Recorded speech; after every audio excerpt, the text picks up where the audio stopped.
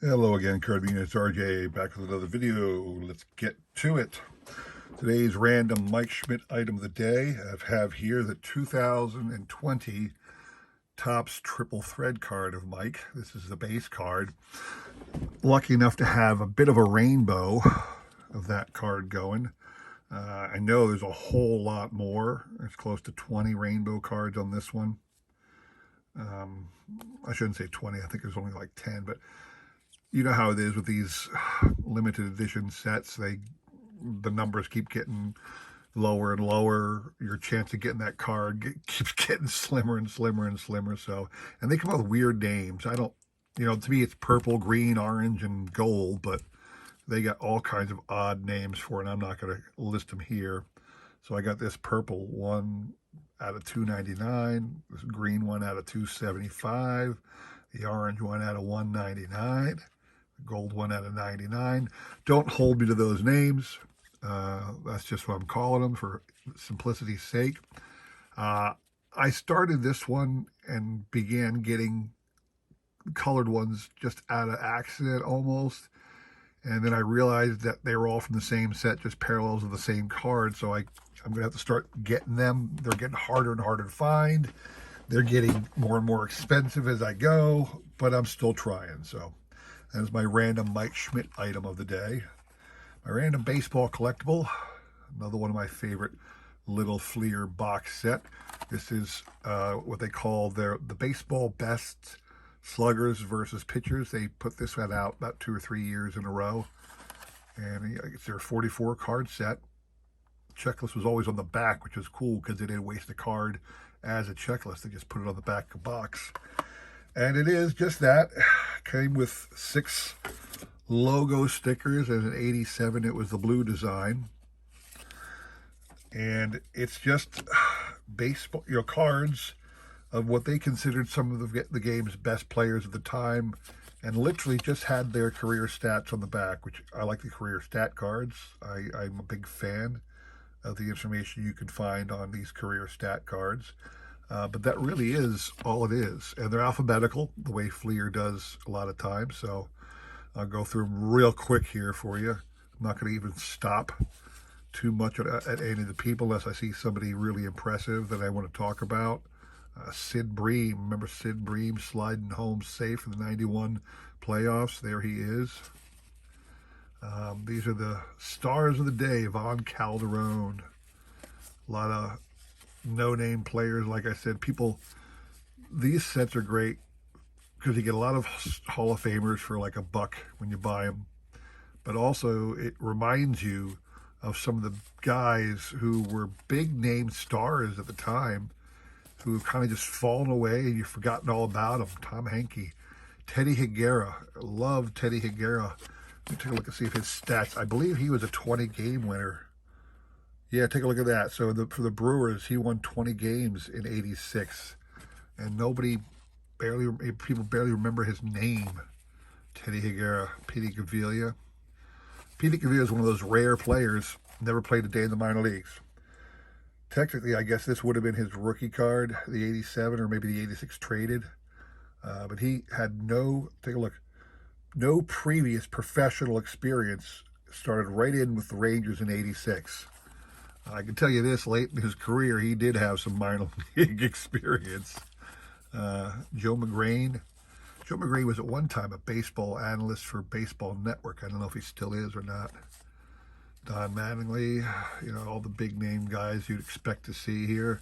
Certainly it's loaded with Hall of Famers of the day.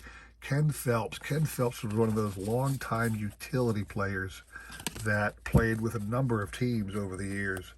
I mean, let's see. Look at the length of career he had down in the minors. Popped up for the Royals briefly. Had a stay with the Expos for a few games. 10 games with the Expos back in '82. Then on to the Mariners. So Ken Phelps bounced all over the place in his career. Oh my, Dave Righetti. You got your big time Hall of Famers we all know. Mike Schmidt. Kevin Seitzer.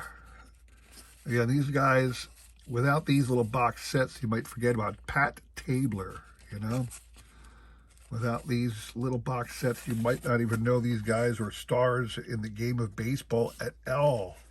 So I'm a big fan of these little box sets. But try to show off a few of them every once in a while. Hope you all are enjoying that. All right, today's trivia question. Have there in the background a 1994 Denny's hologram card. This is a hologram card. That's what they normally look like, just that gray thing, until you catch the light just right. And you can see this great color that they were able to get out of these cards. Upper Deck. That one obviously is of Mike Piazza. It's from the 1994 limited edition Denny's set. And this is the prize for the trivia question. Mike's a hometown boy down here in the Philly area. He grew up in the Norristown area of Philadelphia. I was watching the Mike Schmidt documentary on YouTube the other day. He actually went to Phoenixville High School. So technically he didn't live in Norristown, because if he did live in Norristown, he'd have gone to the Norristown High School. But he grew up in Phoenixville area. And that's close, very close to Philadelphia area. You know, it's a suburb of where I live too. And so he's a big Phillies fan. So I'm going to show Mike Schmidt again. Everybody knows Mike Schmidt wore number 20. You can see right there him wearing his uniform number 20. But with what number did Mike Schmidt start his career? So when he first came up in 72, he wasn't wearing number 20. What number was he wearing when he came up and started playing in 1972? That's your trivia question, all right? Today's showcase item, I've been trying to collect and pick up autographs of every Hall of Famer. Now, when I say it like that, it's kind of ridiculous, because there's Hall of Famers that, you know, the most ardent autograph hunter in the world probably doesn't have in their collection. And the number is increasing annually. And you know, it's an impossible task, especially if you want to try and get yourself, okay, find me a Babe Ruth autograph that's going to be inexpensive enough for me to purchase, or, you know, a Honus Wagner or a Ty Cobb or what have you. Find me that. Then, you know, let's talk about Hall of Fame autographs. But I'm doing my part. So I picked up this Jim Rice the other day. I'm trying to get those players that I know, for whatever reason, even though the Hall of Famers you can get for like $10 and thereabouts. I think this one cost me $10, but a little bit more for shipping. And it's kind of cool, is it was actually numbered out of 25, 22 out of 25, and it still only cost me like $10. Jim Rice. So I've been doing that for a while now. I'm trying to collect them. I just want to show off a couple others I've acquired over the years. This one I believe I got in trade. Adam over at Adam's Card Closet, because I had a Freddie Freeman autograph he desperately wanted, and he was kind enough to send this Steve Carlton in exchange. Pretty sure it's an on-card auto too, and that one's numbered out of 50.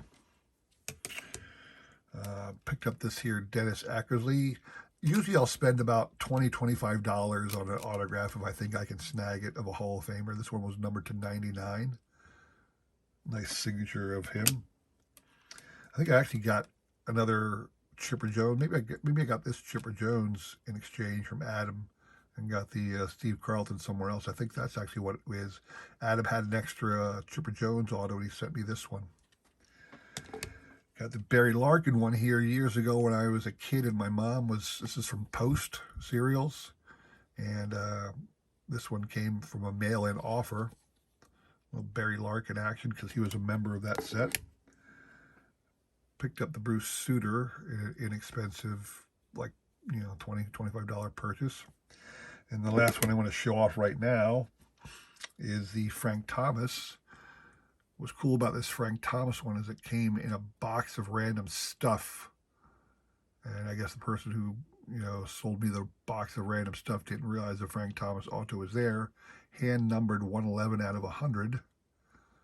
Nice little auto there from Upper Deck. I think it's an early Upper Deck too. I think it's 1993 Upper Deck product. On deck with Frank Thomas, and then he signed it in real right there. So there you have it.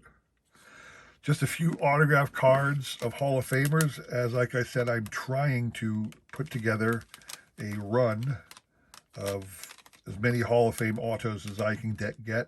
Obviously, there are several autograph stars I have that I did not show off because they're just not sitting here, and I didn't want to break them out and run them all for you. These are the ones I keep separate because they don't fall into any category or collection.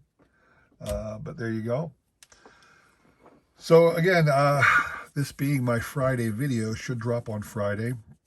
And that means that you got 2 days before the contest reveal. It's the Sunday of the big game. I'm sorry, I'm not allowed to use the word for copyright reasons. So stop back on Sunday morning before the big game, and I should be able to drop my video. It'll be a long video because it's going to be the trivia recap as well as the whole pick of the prizes for this 200 subscriber contest. And I know I got a lot of people. I'm up to 30 at least, and would love to see it get to 50, but don't know if that's possible in a week. But I'm very happy with the turnout I've got. So I'll see you guys again on Sunday, I hope. I want to thank everybody for stopping by. Please consider liking, subscribing, commenting, all that jazz. Maybe I'll get to 300 before I know it, and we can have another great contest like I'm having right now, okay? Again, please consider liking, subscribing, commenting. Answer the trivia question, please. My email and a repeat of the question is in the descriptions below. So thanks for taking time today. Thanks for making my channel one you chose. Hope to see you again soon, and take care.